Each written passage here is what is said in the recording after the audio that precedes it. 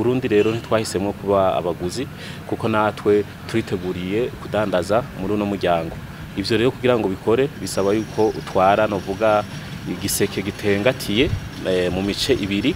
Ugukarizwa ubwenge ndetse no guhanahana ivyiyumviro nimwe mu vyatumye ubushikiranganje bujejwe ubudandaji bari kumwe nabo bafashanya batunganya inama y'iminsi 3 kuva kuri uyu wa 8 Kigarama umwaka wa 2025 kuba ari mu mugwi w'igihugu ujejwe gukurikirana amasezerano yo guhanahana ibidandazwa muri Afrika ZLECAF.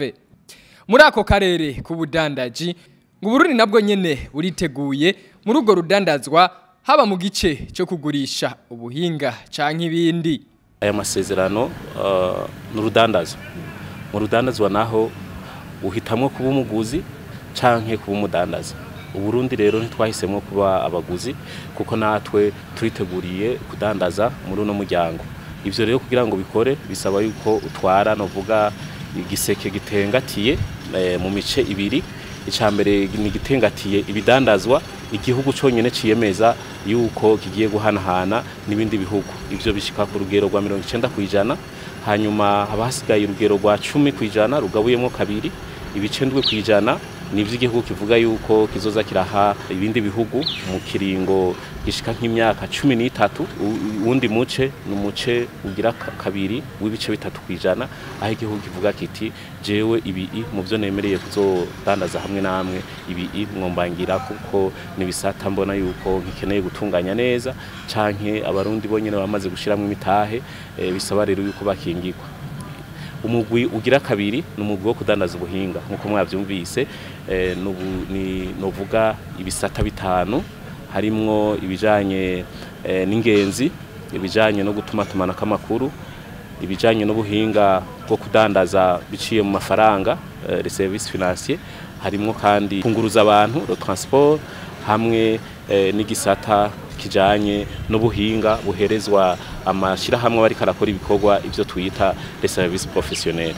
Nivyo bisata rero Uburundi duciye mu muryango wa Afrika y'ubuseruko kubera niho dusanzwe nk'Uburundi twabonye yuko twogenda nk'uruhome igihugu nticijane cyonyene ariko kubera tumaze kuba dufise akarere kamwe dutorezamwo ibidandazwa niho ibihugu byose bigize umuryango wa EAC byafashe ingingo yuko mu kuja muri aya masezerano byogenda biri hamwe. Rero ujya mugwi wa mbere w'ibidandazwa bya 90% twarahejeje twaramaze kubishikiriza ko dushobora kubidandaza hamwe nabo n'ibindi bihugu nubwo buhinga butanu iyo migwi novuga ivyo bisata 5 mu bijanye no kudandaza ubuhinga commerce service navyo nyene twarabishikirije nka EAC.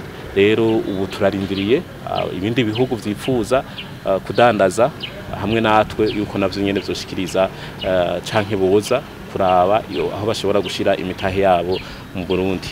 Umudandaza yipfuza gukura ikidandazwa hanze yahora kikura akizana ngaha mu Burundi na cyane cyane ivyo byankenerwa birishe nka 15%. Mu myaka 10 iri imbere guhera mu mwaka wa 2021 ico kidandazwa zohora cinjiza ngaha mu Burundi kitarishe, no kuvuga ko kizoba kigeze kubusa. Cahora kiza kiri kuri 30%, ariko kikaba kiri muri uwo mugwi wa mbere w'ibice 90 nababwiye kwijana naco nyene mu myaka 10 iri imbere ku gihugu cy'u Burundi ico kidandazwa zohora kizana kitarishe mu gihe yoba gikuye ngaha muri Afrika kuko twarasizeho ivyankenerwa byose novuga ikintu cerekana ivyo bita certificat d'origine no kuvuga indanga kidandazwa kije kiva ngaha muri Afrika cinjiye mu Burundi muri ico gihe kizoheza ntikirihe. Rero ni naho abadandaza canke abasanzwe bahingura bomenya uretse ivyo baza kumva ngaha muri no ruganda ariko bomenya yuko uko amasezerano niko asanzwe yubatse. Ibihugu nk'u Burundi ibihugu tuvuga bikiri mu nzira y'amajambere ngaha muri Afrika bizoba bifise imyaka 10 yo gushira mu ngiro uwo muce w'ibidandazwa biri muri 90% biri mu muce wa mbere. Bizoba bifise kandi Uburundi buzoba bifise imyaka 13 yo gushira mu ngiro ibidandazwa bizoba biri muce ugira kabiri bijya vya 7%. Bizoba bifise imyaka 13 yo kubishira mu ngiro. No kuvuga kuva mu mwaka wa 2021 bitegekanijwe yuko ico Iyo nama izomara iminsi 3 ikaba yuguruwe n'umunyamabanga ntayegayezwa mu bushikiranganje bujejwe ubudandaji Christine Niragira aho yibukije icyatumye Uburundi bwinjira burundu muri uyo muryango w'ubudandaji wa ZLECAF. Aha akaba ashimikiye ku gisata cyo guteza imbere amahinguriro, ukugwiza akazi, kugwaruka, guteza imbere igisata cy'ubudandaji gushikaho Uburundi buronka ibidandazwa bitanahingurirwa mu Burundi.